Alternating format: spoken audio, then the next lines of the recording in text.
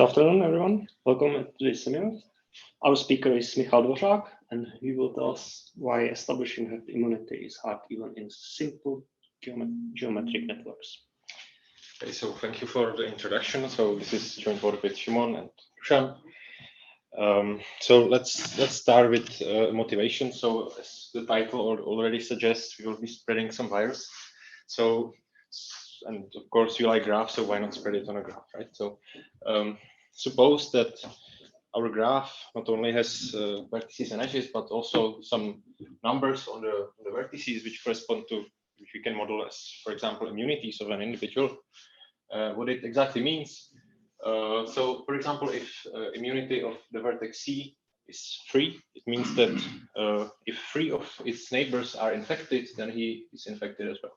So, as an example, so if we start an infection on E, okay, but then only neighbor C has 1 infected neighbor, but 1 is less than 3, so this doesn't. The infection stops right there. Okay, so so suppose that we also infected the vertex B.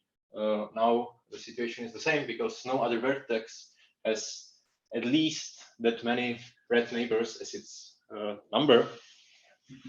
But however, if we start the process from A and D, now in the next round, so this corresponds to the round 0. In the next round, the vertex D is infected because he has 1 red neighbor, to say. In the second round, the vertex C becomes infected because he has 3 red neighbors. In the next round, the vertices G and B are infected because they have 2 red neighbors. And finally, the vertex F is active or infected because he had 2 neighbors, namely G and B. Okay, so this simple model corresponds to spreading, for example, a virus. One can also model an opinion. So suppose that the red vertices corresponds to some agents that adapt some opinions. So suppose we want to spread opinion in the whole network. For example, you have a company which creates a new product. So I will make vertices E and A adapt the new product, and the numbers are something like stubbornness of the agents, such that if my number is 3, it means that at least 3 of my neighbors have to buy the new product so that I can adopt it. So one can also model a spread of opinion, and as well one can model a spread of the virus. Okay, so let's talk more formally. So this problem is called target set selection. The definition comes from these 3 guys, Kemp, Leinberg, and Nardosh, back from 2005. So suppose we have a simple graph. For simplicity, it's undirected, no loops and stuff, and a threshold function, which is a function which assigns vertices positive integers, and we have some subset of the vertices S. So now we start the process from S, which means S0, we let S0 to be equal to S, and Si plus 1.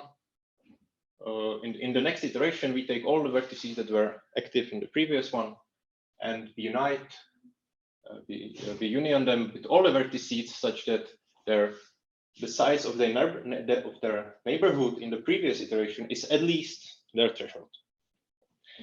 And of course, what we want to achieve is that we want to, in some round I star, we want to have all the vertices active. So we say that the initial set S is a target set if this happens for some index I star. And naturally, we get the decision problem, which takes as an input a graph, a threshold function, and some budget K. And the task is to decide whether there is a target set in the graph of size at most K. So first observation, that this problem in fact generalizes the vertex cover. So it remains to set the thresholds equal to the degrees. So for a quick proof, so suppose that we have a vertex cover of the graph. It's not hard to see that either the vertex or all of these neighbors have to be in the graph. in the set, and this means that in the first round everyone gets active. Well, on the other hand, if one does not have a vertex cover, so suppose that we have an edge that is such that both endpoints are not in the set, then because the thresholds are equal to the degrees, then the first vertex has to be active before the second, and also vice versa, so that's impossible. So as a corollary, we get that target set selection is NP-hard because it generalizes NP-hard problem. Well, in fact, it is also in NP because it's not hard to see that given a target set of size k, one can check whether it activates all the vertices. So this led to the following. So one approach is to somehow restrict the threshold function. So these are the commonly studied scenarios of the threshold function. So first we have the unanimous threshold function, which basically resembles the vertex cover. Then we can have the threshold equal to the half of the degree. So this corresponds to having at least half of my neighbors having the opinion, and constant, which corresponds to having the threshold bounded by some constancy. So a quick tour about what is known about this problem. So let's start with some observations. So if all vertices have threshold at most 1, then this is trivial because imagine the connected components, and if the component is not active, that means that there are no vertices of threshold 0. Then if we pick one vertex from the component, then everyone gets active eventually. So basically this is reduced to something like computing the connected components.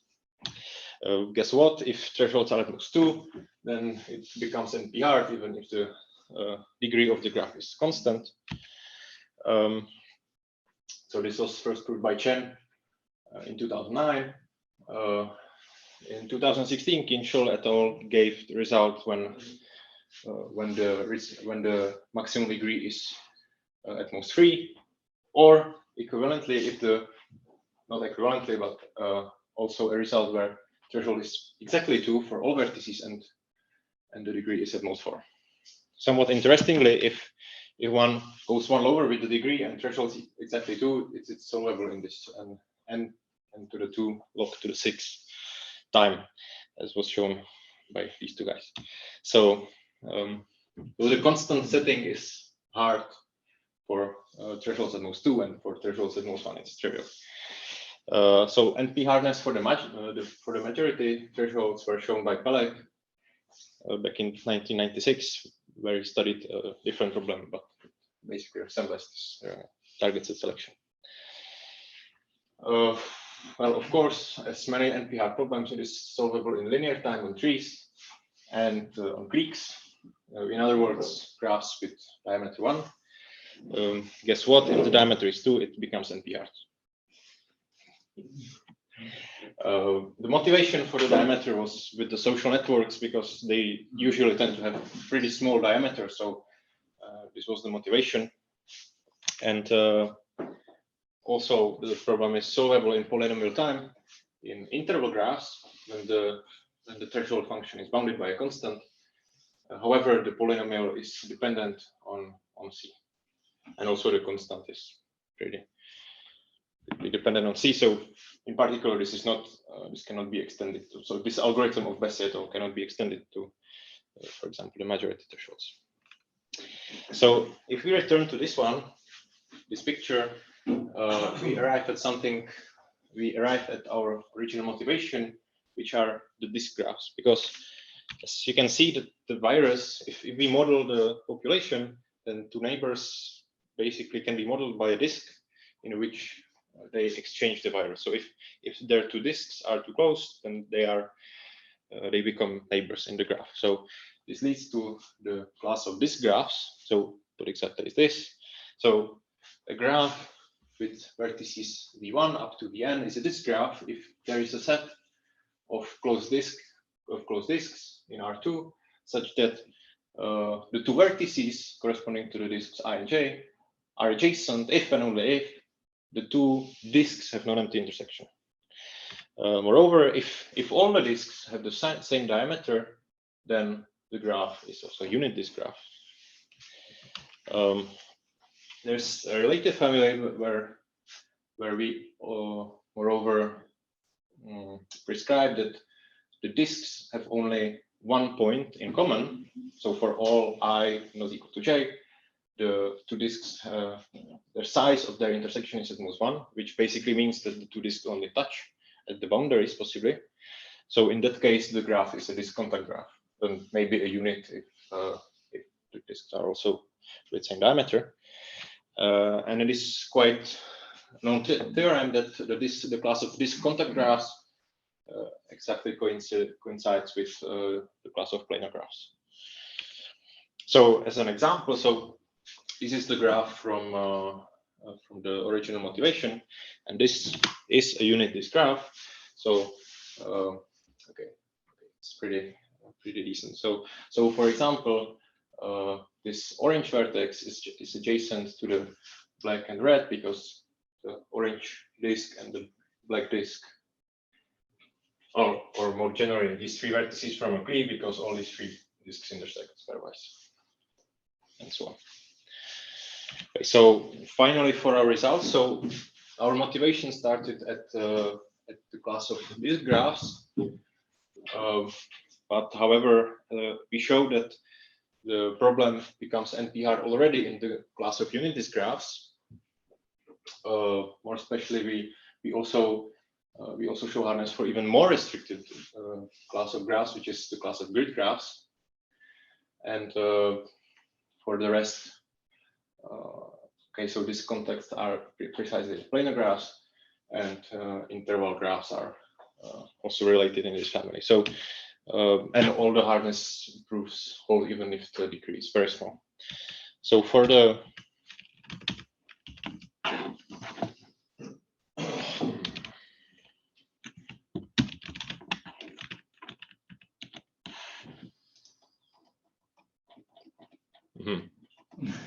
okay, for some reason there are empty slides.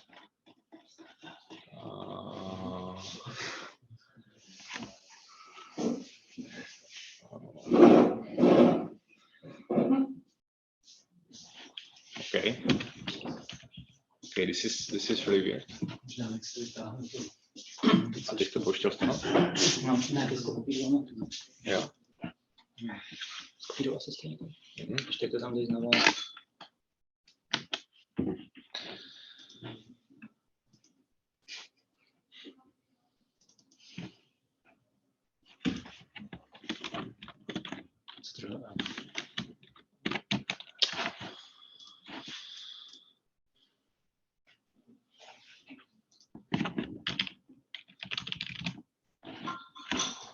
Dobře.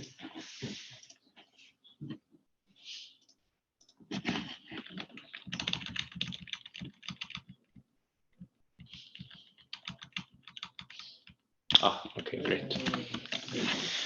Sorry for the technical. Okay, so back to this slide. So here is the correspondence between the classes. So at the top there are the disk graphs. The three interesting subfamilies are the disk contact graphs, and unit disk graphs and interval graphs. In interval graphs, so the problem was known to be solvable with constant thresholds. Well, we in fact showed that in the unanimous setting it is solvable as well. And well, in fact, for these two classes, we reduce the problem even to grid graphs, and we show that it is NP-hard. So the four squares correspond to the respectively unanimous, constant, majority, and general threshold setting. The red corresponds to NP hardness, green corresponds to solvability in polynomial time, and the yellow boxes correspond to an open question. So let's start with the pretty easy setting. So the unanimous threshold setting basically is the vertex cover. So there's not much to be seen, but okay. So for unit disk graphs and planar graphs. Okay, so in unit graphs, the vertex cover is known to be NP-hard. This is somewhat classical result. And I think you will believe me that even in free regular planar graphs, the vertex cover is hard. So we obtain immediately the hardness for target set selection in these classes. However, on grid graphs, they are bipartite and sparse, so we can use matching to solve it in polynomial time. And for interval graphs, well, it is known that it can be solved in linear time. Okay, so that was anonymous threshold. That's kind of boring. So now moving on to the constant setting. So we are proving these for red squares. So so to start, we prove a technical lemma which says that independent set is NP-hard on free regular unit graphs. So the idea, or maybe sketch. So we start with a free regular planar graph. So we know that independent set is hard on a free regular planar graphs because it is free regular. We know that we can embed it in a grid like this, which what it means that the vertices occupy the integer coordinates and the edges are represented by line segments. So as an example, I show a part of the graph, ignore the edges that go out of the picture. So what we do next, we create a subdivision of each edge a certain number of times. So we have to make sure that the number of disks or the number of vertices is exactly a multiple of 6.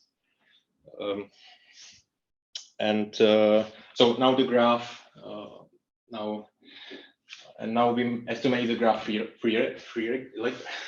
regular. So what we do, because there's the number of disks is a multiple of 6. If we duplicate every third disk on each edge starting from the second, then it is not hard to see that all vertices have degree exactly 3. And now the classical thing that to do with the independent set. So we set the budget such that, like, because also the number is even, so that's the idea. So multiple of 6, it has to be multiple of 3, so we can do this trick. It has to be multiple of 2 because you want the independent set to be like on every second vertex. And then the theorem follows. So so because independent set is hard, that also implies that the vertex cover is hard in the same class. So we basically do the same reduction for the target set. So we reduce from the vertex cover on free regular unit graphs. And we obtain that the target set selection is hard on unit graphs when thresholds are at most 3.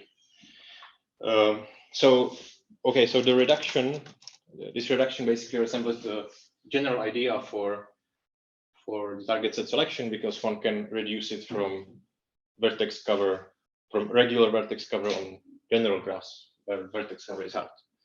However, one cannot apply this for thresholds at most 2, because 2 regular graphs are yes.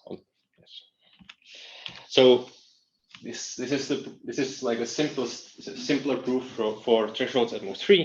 So let's move to thresholds at most 2. So guess what? The reduction comes from SAT, and we want some.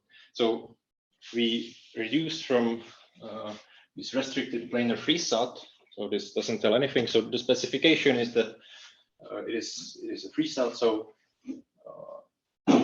every clause is of size at most 3, and the incidence graph is planar. The restricted stands for the fact that every variable of the formula occurs exactly 3 times, and more specifically, twice as negated and once as non-negated. And of course, this is known to be NP-hard. So for the reduction, we use two gadgets. The closed gadgets, which are just simple vertices with threshold 1, nothing more. And variable gadgets are some, let's say, black boxes which have a true part and a false part, and they basically choose an assignment for the concrete variable. So okay, so consider this example. So we have this restricted planar free SAT formula. So here are 5 5 clauses, you can see that each vertex is connected to exactly three, and of course every vertex, every variable is exactly once. Okay, I see I have a little mistake. It's the x1 is not twice negative, so, but you can just flip it.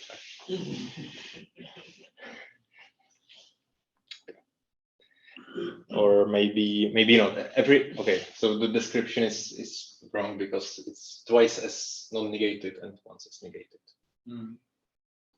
But it doesn't matter because we can always solve everything. Okay, so this is how the constructed graph looks like. So the idea of the reduction is that whenever we have a satisfying assignment, so for this formula, it's nothing else but x1 set to true, x2 set to false, x3 set to true, because of these two guys. And now what happens? So because it's a satisfying assignment, the corresponding parts of the variable activate the close gadgets. And now since all gadgets are active, then they send the process back to the original vertices. So for example, this x1, it activates these two clauses, and now because all clauses are active, then this x1 also has an edge from the false part, and in the next round, like the remaining parts of the gadgets are active. And for the other direction, well, the vertex gadgets are constructed in such a way that by setting the budget exactly to the number of variables, we can ensure that from each of these gadgets, exactly one vertex is active, and this one vertex can be made to correspond to the assignment.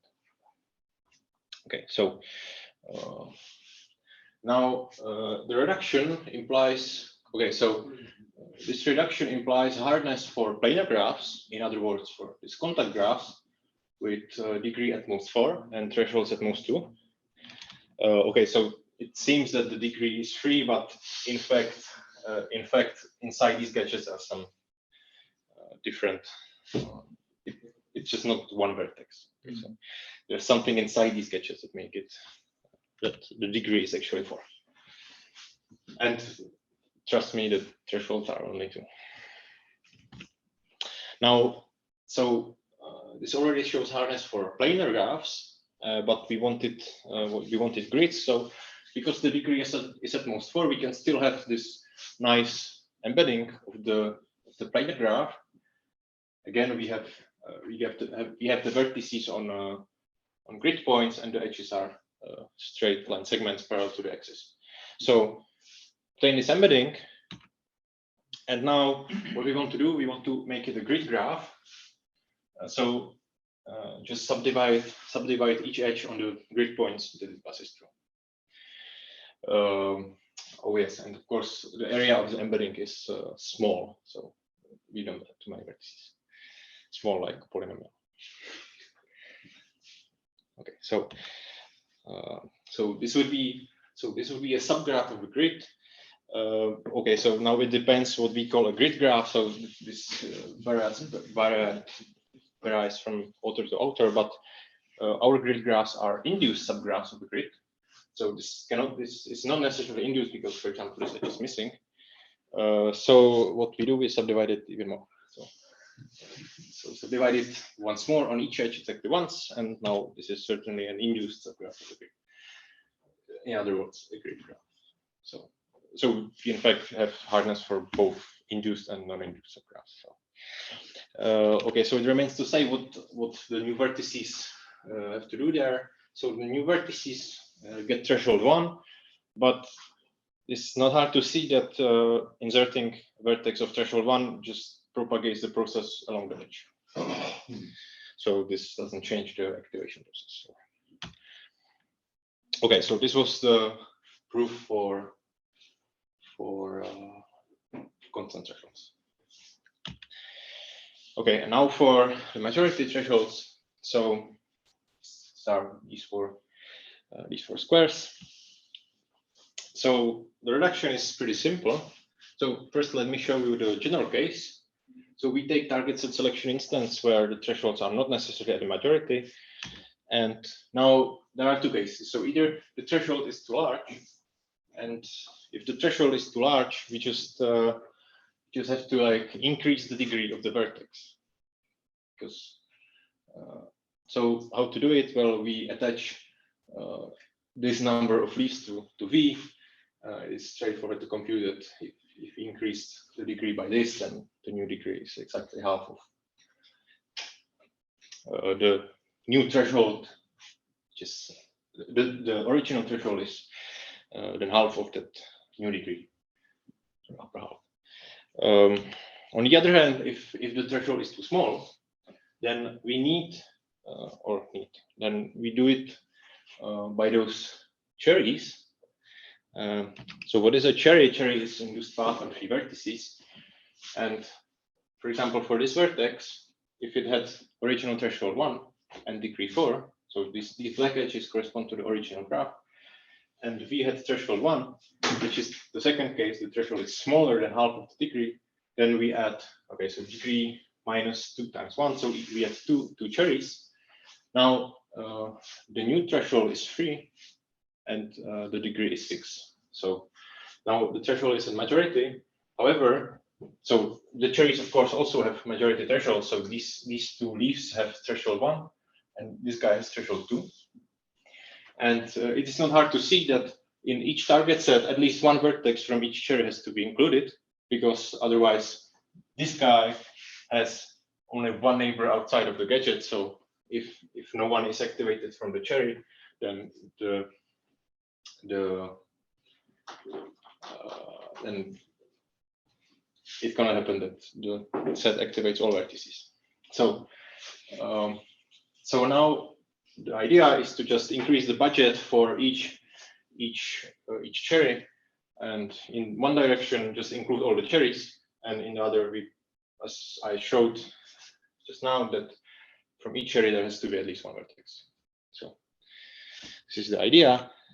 So the reduction for majority thresholds is exactly the same as in the proof for planar graphs.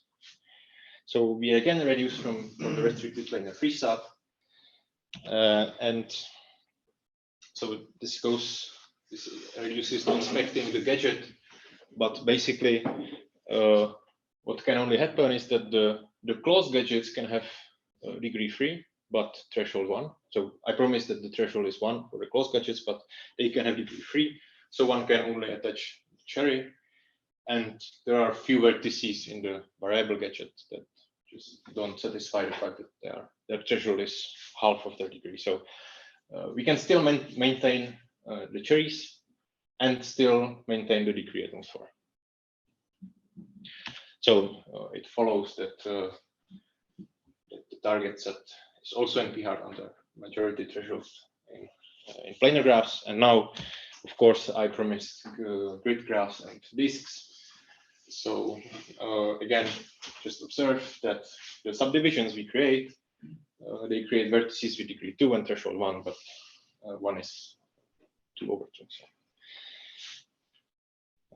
So the NP hardness for unit disk graphs and grid graphs is corollary. Okay, so just to summarize, these are the black squares are the results that we have for the graph classes. For the interval and unit interval graphs, the black squares are rather trivial. And so a natural question is whether in the interval graphs or maybe unit interval graphs, the majority threshold setting or even the general setting is tractable or not. Another possible direction is to strengthen the maximum degree of the graphs in the reduction for planar and unit disk. So is it still hard when the degree is at most 3? And as a side note, so as we saw in the known results, there was slight difference when the threshold was exactly 2 and at most 2, because in one scenario it was tractable, in other it was NP-hard. So in fact, our proof shows that not only it is hard for thresholds at most C, but it is also hard for thresholds exactly C. So for the unit disks, we can achieve C exactly 2, 3, or 4. So I showed you 3. 4 is done in similar way, but do not reduce from 3 regular, but 4 regular. And 2 is done in well, okay, it needs a little bit more work, but it's still not that hard. And C equals 1 is of course trivial. So first constant we are not sure about is C equal to 5. And yeah, by the way, so if we take back the independent set, so we can as well extend this result for infinitely many C. So we know infinitely many C, but first we don't know if C equal to 5. Yes, and now, okay, so I didn't talk about approximation, but are there any approximation algorithms for these classes? That's yet another question to explore. Okay, so this is it. And now it's time for your questions.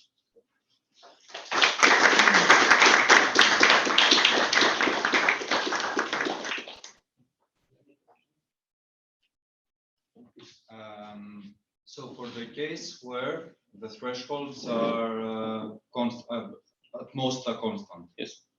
Has there been any work, or did you consider the variation where you don't want to minimize the number of vertices you pick at the beginning, but you want to minimize the weight, the sum of the, because in my mind, if somebody needs convincing, I will have to pay a lot to get him. Yes. You see what I mean? So like, maybe so it's better to get 3 vertices. So you would consider like minimizing the sum of thresholds in the set? Yes. Well, it can be interesting scenario. However, like the problem is already hard when the thresholds are when all the weights are 1. So, but it's true that it can be interesting if the cost is like in correlation with the threshold. So I'm not aware of any work of that kind. Yeah, I mean, one of the original motivations from my own marketing, and this is like I am giving you an iPhone for free. So, okay, it might be really hard to convince you that you will buy one, but if I will give you one, you will simply have better use. I might sell it if I want. And then yes, but you can have the opinion spread model, but then when someone is really stubborn, then you have to pay him. You have to bribe him so much. Well, maybe you have to spend more time convincing him. Yes. That costs. Yes. Well, there is another a different approach where. So of course this problem is very simple. One can parameterize it by, for example, the number of rounds it takes, because for example, if you convince someone to buy your iPhone, but then in 10 years, okay, in 10 years everyone eventually buys this iPhone, but in the meantime, like 10 new brands come out, so it's kind of useless. So one can also say like, okay, what about the number of rounds that the process has to take? And also we can also have a different scenario where we fix the number of. So for example, we have fixed number of iPhones that we want to give out, and we want to maximize the number of influence vertices. So it's also related. And I think this was also the original motivation from these 3 guys, Kleinberg and Sanders.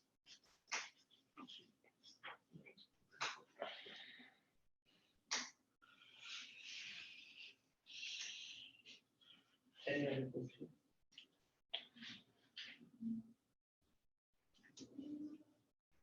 Okay, maybe one question.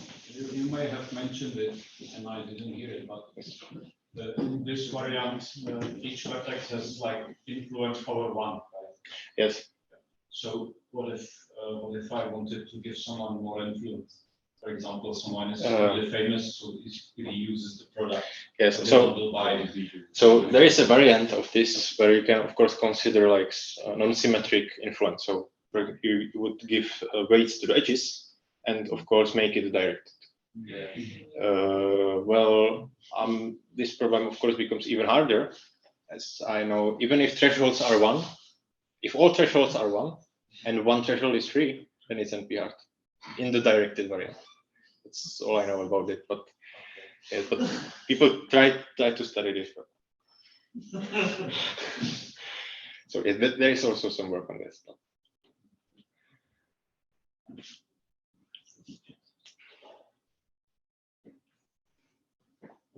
Okay, let's try the speaker again.